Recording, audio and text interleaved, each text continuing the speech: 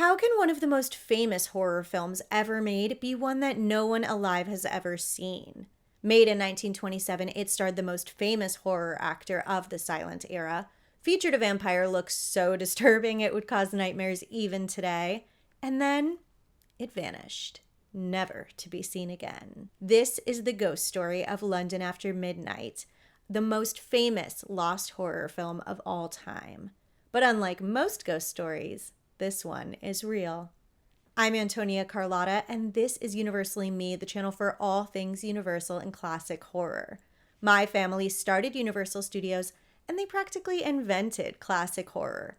And even though London After Midnight is an MGM film, it is still part of the same dark history. The monsters, the makeup, it's all connected. Let's rewind to the 1920s. Universal had put out The Hunchback of Notre Dame and The Phantom of the Opera, massive hits that proved scares could be big business. But MGM, they were a prestige studio. They were classy and highbrow. They were the opposite of spooky. So why would they greenlight a film about a vampire in foggy London? Well, audiences were hungry for thrills. Even though horror wasn't really established as a film genre yet, it was getting more popular, and even the most elegant studios were starting to take notice. MGM didn't want to be left behind. But if they were going to do horror, they needed a sure thing. Enter Tod Browning and Lon Chaney. Browning was already known for his fascination with the grotesque and bizarre. And Lon Chaney, he was a living legend, the man of 1,000 faces. The guy who became his characters with makeup and wires and wax and a vision like no other at the time. He did not just play monsters, he transformed into them. Chaney and Browning had worked together at MGM before a lot. They made The Unholy Three, The Mystic, The Blackbird, and The Unknown. And all of their collaborations were kind of dark and strange. So when Tod Browning pitched a detective story disguised as a vampire movie, complete with shadowy mansions and hypnotism and psychological twists and turns, both MGM and Lon Chaney said yes. They called the film London After Midnight. Now here's where things get a little foggy, figuratively and literally, because like I said, this movie is lost, so we don't know exactly what it's like. But we do have production stills and shooting scripts and a reconstructed version made by TCM that uses about 200 photos. Here is the gist of the movie. A man is found dead in his London mansion and the police call it a schmuicide. I don't know if I can say that word on here. 5 years later, strange figures move into the house, most notably a top-hatted vampire with razor teeth, bugged-out eyes, and a menacing stare. Spoiler alert, he is not actually a vampire. He is Lon Chaney in disguise, playing a detective trying to solve the murder by hypnotizing suspects. And yes, that means that Lon Chaney is playing double duty in this film as both the detective and the vampire. Now let's talk about this face. The Man in the Beaver Hat, he was called. And there's a really good chance that even if you haven't heard of the movie, you've seen this face before. And just a reminder that Lon Chaney would do all of his own makeup. He was such a trailblazer in his techniques. His popping eyes were made with wire, and he's got this mouth full of sharpened teeth that make his smile so creepy. And I've heard that in some scenes he used fish hooks to pull his smile back extra wide, but that might just be a rumor. As I mentioned, Lon Chaney is just pretending to be a vampire in this film, but this still is one of the earliest film representations of a vampire with fangs. Though, of course, today we know most vampire fangs to be a little different. The effect was uncanny. He was not a suave and sophisticated Dracula like we would get just a few years later. He was pretty gross and animalistic. And more than most monsters, I would not want to cross paths with him in a dark alley.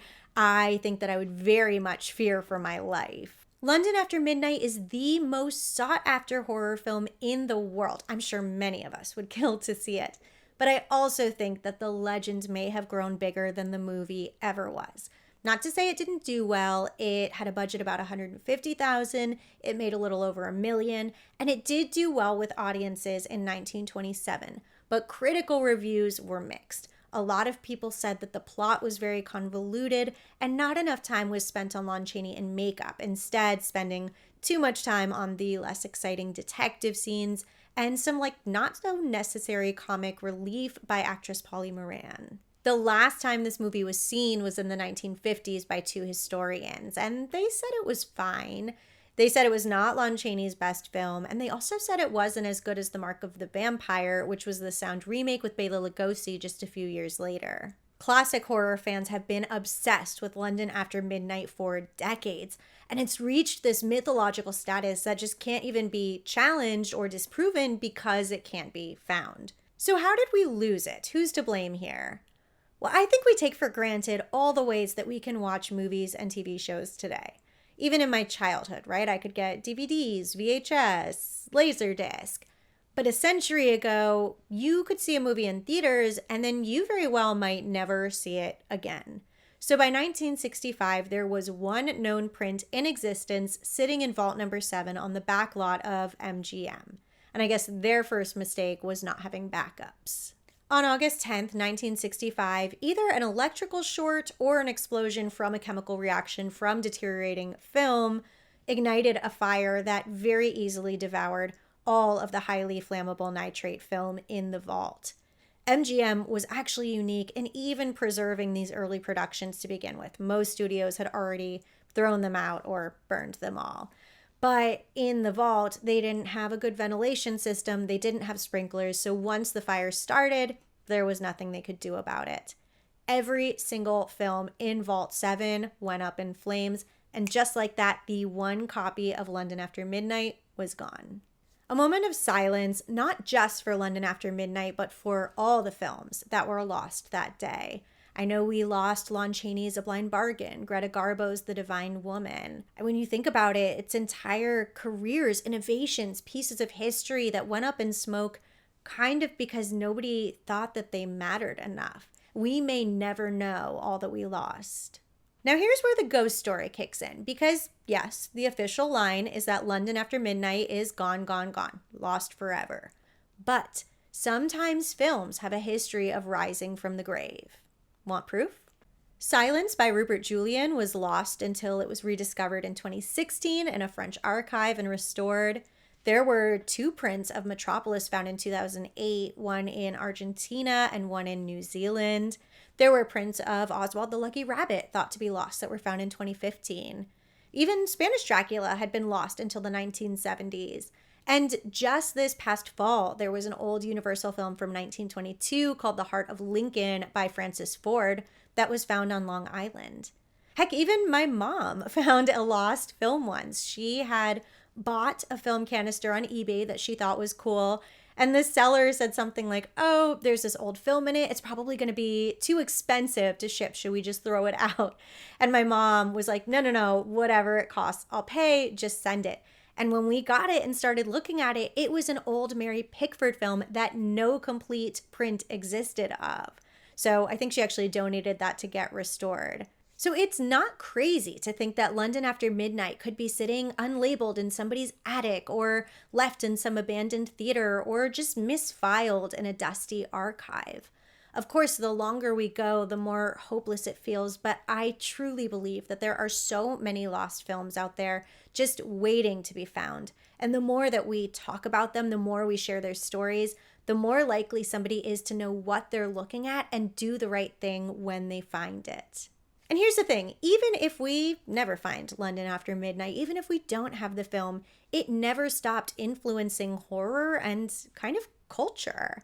I, of course, already mentioned The Mark of the Vampire with Bela Lugosi, the sound remake a few years later. It also very much inspired Gene Simmons in Kiss, and more recently, The Babadook. So if you're ever in a dusty old attic, if you're thumbing through reels at a thrift shop, or working in an old theater or an archive, check the labels, check the film.